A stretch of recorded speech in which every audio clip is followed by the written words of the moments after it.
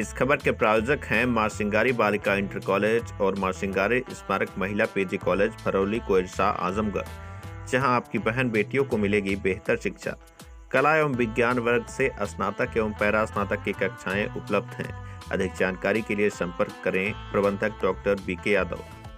सपना आपका, जिम्मेदारी हमारी। धनंजय पब्लिक स्कूल 10+2 में एंट्रेंस एग्जाम सेशन 2026-27 के लिए सुनहरा मौका। 2 बड़े अवसर। सेकेंड टेस्ट 5 अप्रैल 2026 दिन रविवार और थर्ड टेस्ट 19 अप्रैल 2026 दिन रविवार। 90% तक अंक पर फ्री एडमिशन, साथ ही 75% अंक पर 50% तक एडमिशन फीस में छूट। इसके साथ ही 60% तक अंक पाने पर 30% तक एडमिशन फीस में छूट। तो आज ही करें अपने उज्जवल भविष्य की शुरुआत धनंजय पब्लिक स्कूल जगदीशपुर अतरौली आजमगढ़ के साथ।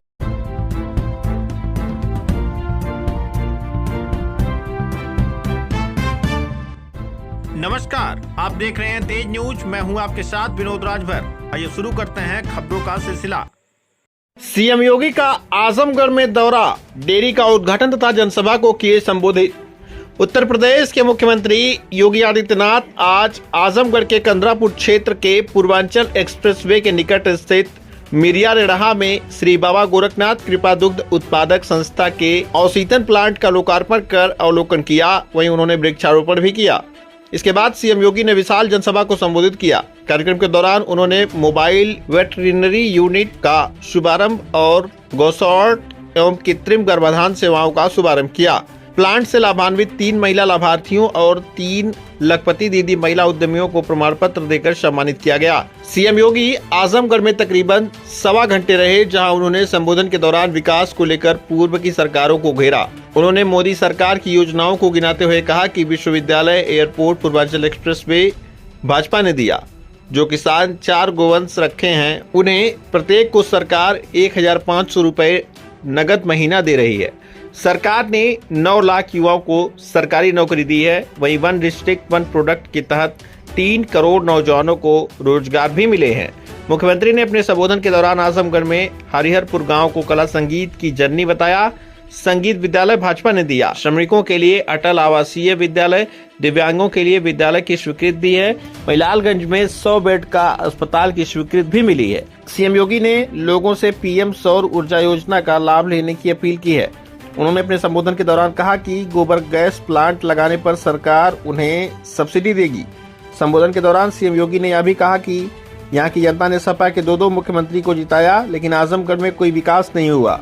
सुनते हैं अपने संबोधन के दौरान सीएम योगी ने क्या कुछ कहा। प्रोड्यूसर कंपनी से जुड़ी हुई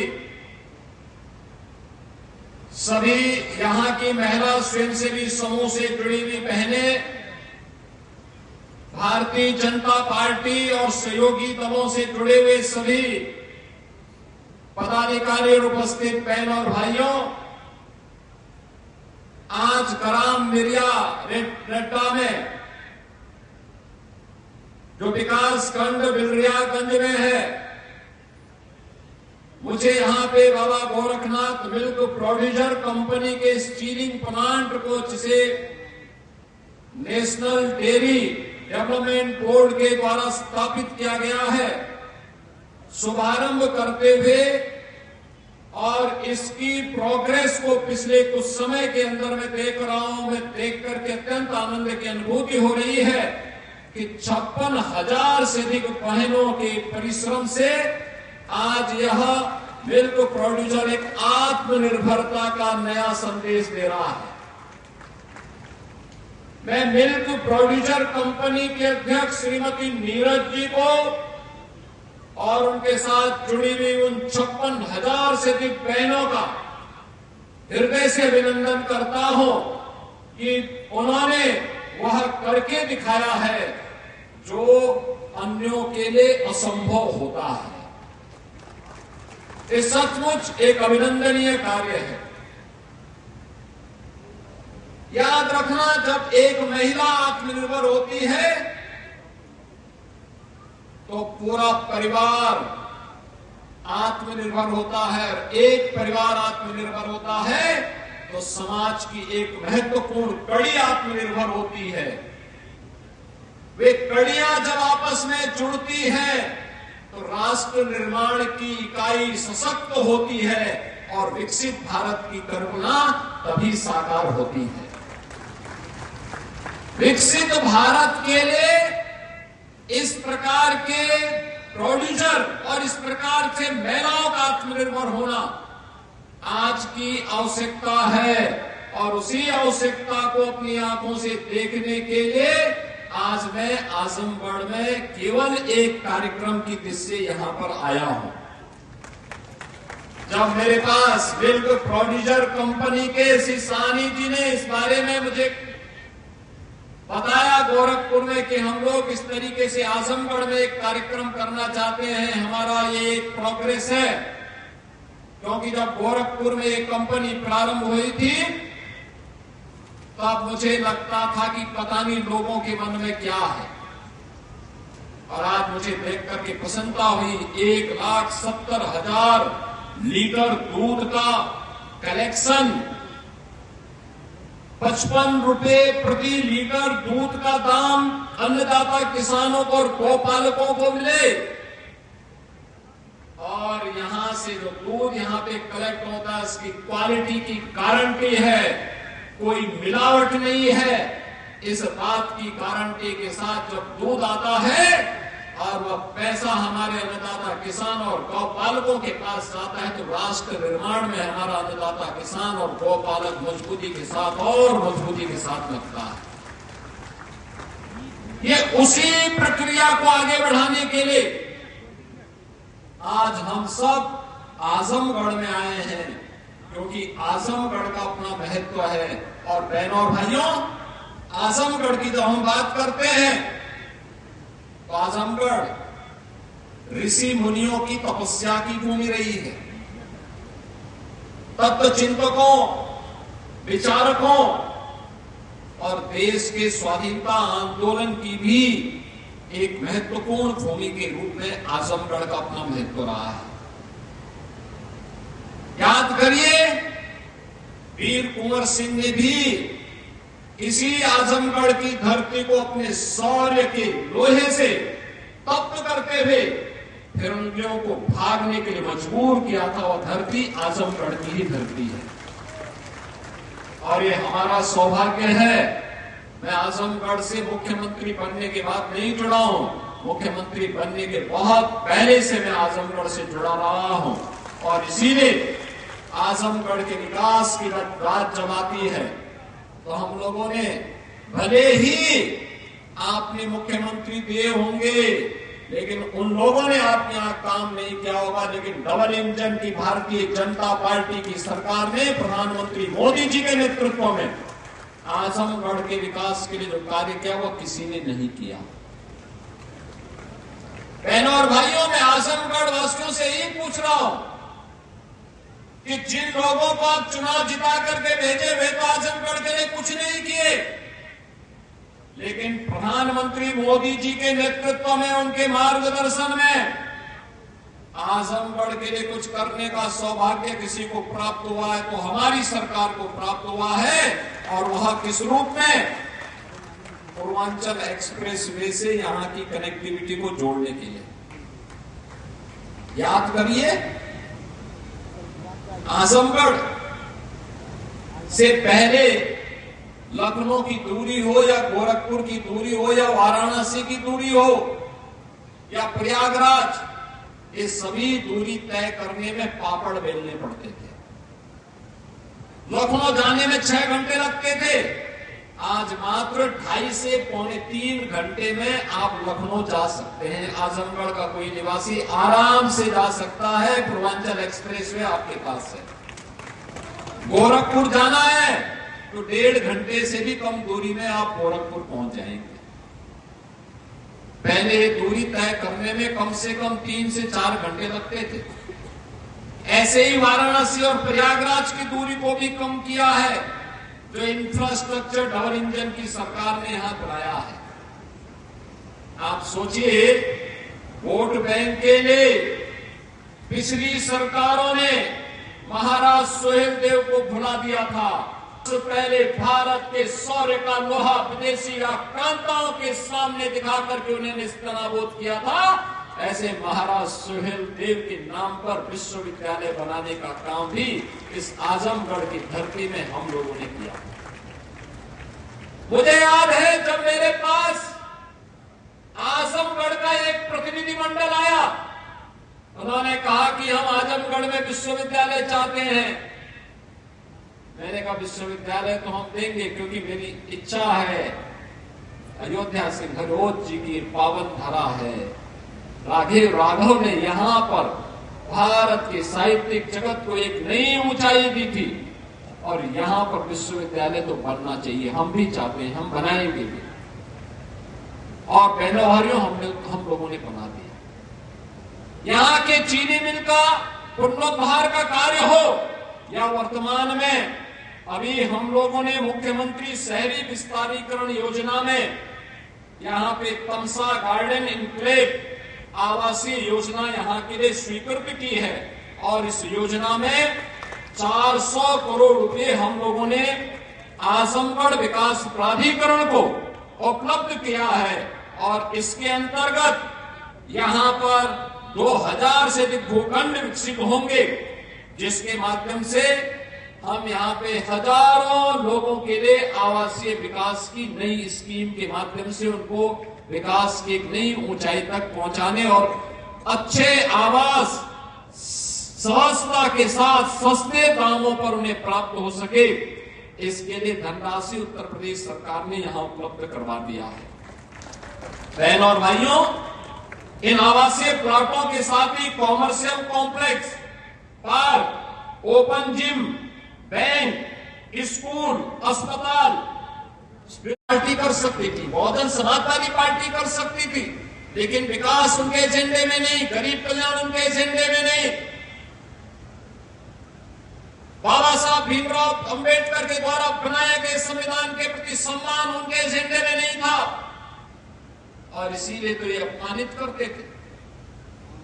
गरीब भूख और भूखों मरता था, किसान आत्महत्या करता था, नौजवान को नौकरी नहीं मिलती थी, लेकिन डबल इंजन की सरकार आई। आज हमारी सरकार 9 लाख नौजवानों को नौकरी दी है। वन डिस्ट्रिक्ट वन प्रोडक्ट के माध्यम से 3 करोड़ से अधिक नौजवानों को उत्तर प्रदेश के अंदर ही रोजगार मिला है। सुरक्षा का बेहतर वातावरण देने का परिणाम है आज उत्तर प्रदेश के अंदर 65 लाख नौजवानों को इन कंपनियों के माध्यम से काम मिला है, जो बड़ा बड़ा निवेश यूपी के अंदर हुआ है।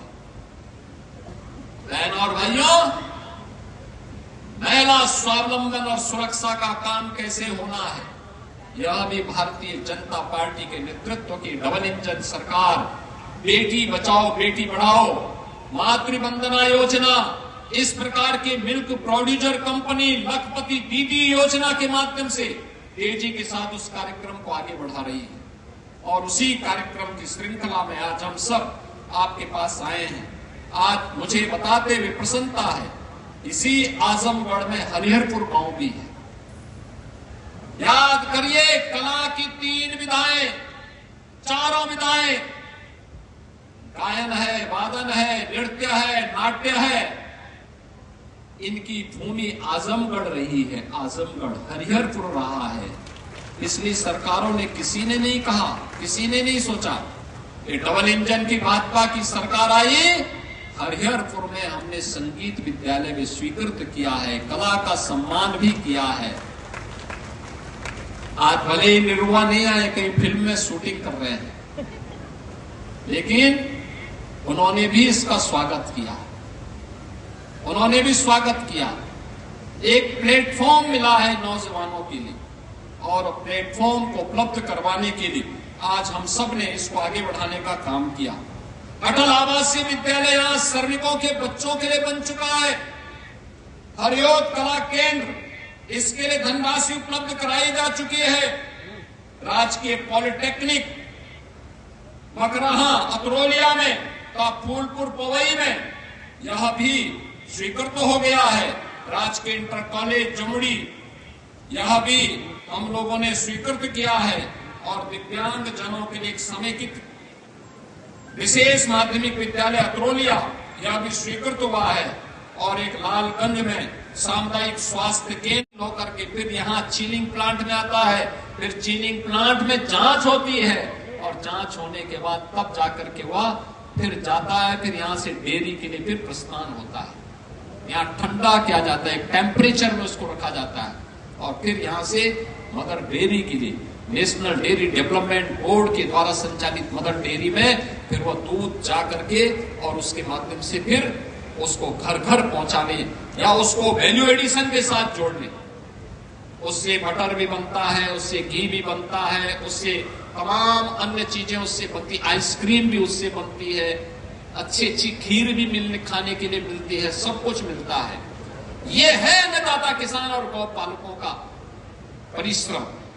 बहनों और भाइयों, हमारी सरकार ये कह सकती है इस 2017 के पहले उत्तर प्रदेश में खुलेआम बूचड़खानों में गाय काटी जाती थी, गौ तस्करी होती थी।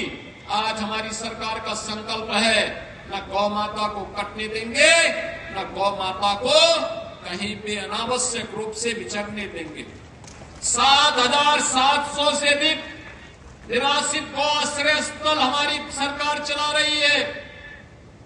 15 लाख निराश्रित गौ वंश के लिए संरक्षण गृह हमारी सरकार ने बनाए हैं और 3 प्रकार की स्कीम हमारी सरकार चला रही है। एक सरकार के द्वारा संचालित निराश्रित गौ आश्रय स्थल या कान्हा उपवन, और दूसरा मुख्यमंत्री सहभागिता योजना के माध्यम से कोई किसान अपने घर में 4 गोवंश रखेगा, निराश्रित गौ आश्रय स्थल का हम हर महीने उसका वेरिफिकेशन कराते हैं। हर गाय को हर महीने 1500 रुपए सरकार की तरफ से उसके गाय के खर्चे के लिए पशुपालक को उपलब्ध करवाते हैं। बहनों और भाइयों, ये उत्तर प्रदेश सरकार की गौ माता के प्रति कृतज्ञता है। तीसरी स्कीम, कुपोषित परिवारों को, जिस परिवार में माता कुपोषित है, बच्चा कुपोषित है, एक ब्याई हुई गाय निराश्रित गौ आश्रय स्थल से उन्हें उपलब्ध करवाते हैं और 1500 रुपए हर महीने भी उपलब्ध करवाते हैं, जिससे वह परिवार हृष्ट पुष्ट हो सके, सुपोषित हो सके। जी के सपने को साकार किया है। एक देश में एक प्रधान, एक विधान, एक निशान, और यह आतंकवाद की ताबूत पर अंतिम कील ठोकने का काम भी कर दिया। भारत आतंकवाद से मुक्त भारत होगा और ये मोदी जी का संकल्प आज साकार हुआ है। बहनों और भाइयों, हम सब सोचते थे अयोध्या में राम मंदिर का निर्माण हो पाएगा, नारा लगाते थे राम लला हम आएंगे, मंदिर वहीं बनाएंगे। सरदार अटल बिहारी वाजपेयी जी, सरदार लाल कृष्ण वाणी जी, डॉक्टर मुन्नी मनोहर जोशी जी के नेतृत्व में संकल्प लिया था भारतीय जनता पार्टी ने। अडवाणी जी ने रथ यात्रा निकाली थी, समाजवादी पार्टी बाधक बन रही थी, कांग्रेस बाधक बन रही थी। डबल इंजन की भारतीय जनता पार्टी की सरकार आई, अयोध्या में राम जन्मभूमि का विवाद समाप्त हुआ और आज अयोध्या में भगवान राम का भव्य मंदिर का निर्माण भी हो गया। क्या ये काम समाजवादी पार्टी कर पाती? क्या समाजवादी पार्टी कर पाती? वह नहीं करती है तो राम भक्तों पर गोली चलाने वाले लोग हैं।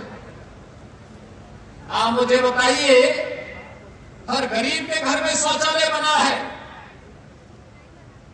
हर गरीब को प्रधानमंत्री आवास योजना का लाभ मिला है, हर गरीब के घर में उज्ज्वला योजना का कनेक्शन मिला है, हर गरीब के घर में बिजली का कनेक्शन मिला है, हर गरीब को फ्री में राशन की सुविधा का लाभ मिला है, हर गरीब को शासन की योजना के साथ जोड़ करके 5 लाख रुपए प्रतिवर्ष आयुष्मान भारत में मुफ्त स्वास्थ्य की सुविधा का लाभ भी देने का काम मोदी जी ने किया।